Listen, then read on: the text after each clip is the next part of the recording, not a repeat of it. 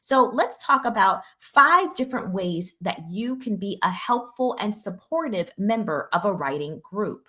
Okay, so let's dig into that. Number one is to show up consistently and engage. To show up consistently and engage as part of a writing group. So, this means things like being reliable when you attend meetings, being on time, making sure you're prepared, making sure that you focus in your feedback and that you're giving feedback that is helpful, but is not dominating to other writers.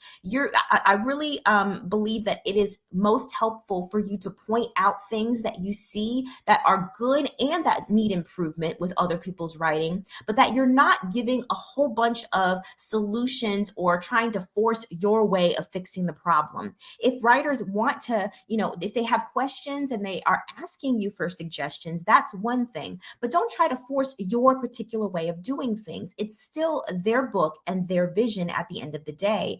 And so you don't want to try and take over that and to try to, control how they're doing things. That's a common mistake that a lot of writers make is they try to insert their way of doing things into the book and into the story.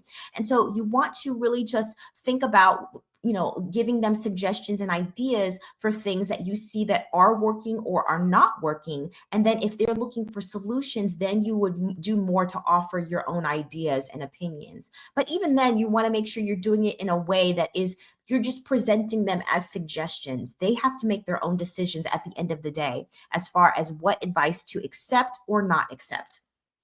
So you want to basically stay within your role as a writer in that situation. You're not an editor in the group, in the writing group.